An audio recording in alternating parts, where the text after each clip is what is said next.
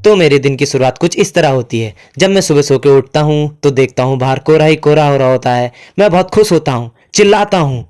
यह देखकर कि बाहर कोहरा है मुझे आनंद आता है, पर मुझे याद आता है कि ना तो मेरा स्कूल है और ना ही मैं मम्मी को बोल पाऊंगा कि आज की मेरी छुट्टी कर दो कोहरे की वजह से। फिर हम कोहरे का मजा लेने के लिए छत में जाते हैं। छत में हम क्या देखते हैं कि रास्ते पर दो बच्चे स्कूल को जा रहे होते हैं। यह देखकर हमें अपने बचपन की याद आ जाती है। वो भी क्या दिन हुआ करते थे। कोहरे का मजा लेते हुए हम अपने गांव की हरियाली को देखते हैं। खेतों में क्या गेहूं लहरा रहे होते हैं, देखकर आनंद ही आ जाता है। इतने मस्त लगते हैं क्या ही बताऊं। फिर हम ठंड से बचने के लिए आग तापते हैं। आप जानते ही होंगे ठंड में आग तापने का अलग ही आनंद आता है, जानते हैं ना, सुकून। फिर पापा बोलते हैं कि बेटा चक्की से आटा लिया। मैं अपनी धन्नों को तैयार करता हूँ और घट के लिए निकल जाता हूँ। रास्ते में बड़ी सर्दी लग रही होती है, इतना ठंडा। जैसे ही हम चक्की पहुँचते हैं तो वहाँ पे देखते हैं कि एक आदमी अपना आटा तुला रहा होता है। फिर हम चक्की के अंदर का मुआयना करते हैं। कुछ ऐसी होती है पंचक्की। यहाँ पर गेहूं डाले जाते हैं, इससे नीचे आते हैं गेहूं और फिर ये चक्का घूमता है तो आटा पिस के नीचे गिरता है। फिर मैं आटा लेता हूँ और घर के लिए चला जाता हूँ। अब मैं दोस्त से मिलने के लिए रेडी हो जाता हूँ। मैं अपने मम्मी पापा को बाय बोलता हूँ और रामनगर के लिए तैयार हो जाता हूँ। अपनी धन्नों को निकालता हूँ, क्यों मस्त है ना। उसके बाद मैं अपनी मम्मी को बाय बोलता हूँ और अपनी नकाब पोस नियंडर बन के तैयार हो जाता हूँ। हे।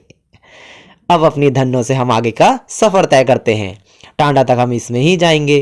रास्ते में मुझे कुछ लोग आग तापते हुए मिल जाते हैं, जिससे मुझे और ठंडा लगने लग जाता है। और फिर हम सोचते हैं कि क्यों हम यहाँ निकले। जैसे ही जैसे हम आगे बढ़ते हैं कोहरा और बढ़ता जाता है। रास्ते में मैं एक मंदिर के सामने से गुजरता हूँ। इस मंदिर की एक विशेष खासियत है, यहाँ पर तीनों धर्म के लोग आ सकते हैं, हिंदू, मुस्लिम और सिख। किसी की रोक टोक नहीं है। यह गुरुद्वारा है, बगल में मंदिर है और मंदिर के ठीक बगल में पीर बाबा की मज़ार है। अगर तीनों धर्म के लोगों को अलग अलग आना है तो उनके लिए अलग अलग गेट भी बनाए गए हैं। मंदिर को हम नमस्ते करके आगे को बढ़ते हैं। जैसे जैसे मैं आगे को बढ़ता हूँ वैसे ही वैसे कोहरा भी और खतरनाक होता जाता है।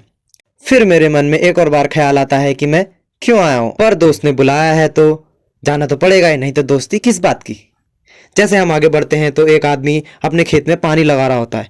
यह देख के किसान के लिए मेरे दिल में रिस्पेक्ट और बढ़ जाती है और साथ में मेरे को ठंडा भी लगने लगता है कि ये कैसे कर देते हैं ये काम। इसके बाद जैसे ही मैं आगे बढ़ता हूँ तो दो कन्याएं दिखती हैं और वो पैदल जा रही होती हैं और मैं साइकिल में। फाइनली मैं टांडा पहुँच जाता हूँ।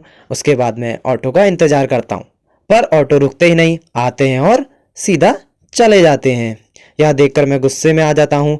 सोचता हूँ अगर कोई कन्या होती तो ये झट से रोक देते, हम लड़के हैं तो। पर बाद में मुझे एक ऑटो मिल जाता है और मैं राहत की सांस लेता हूँ। ऑटो में बैठते ही मैं क्या देखता हूँ कि ये ऑटो वाला दूसरे ऑटो वाले से मारपीट की बातें कर रहा था। मारा था जंगल का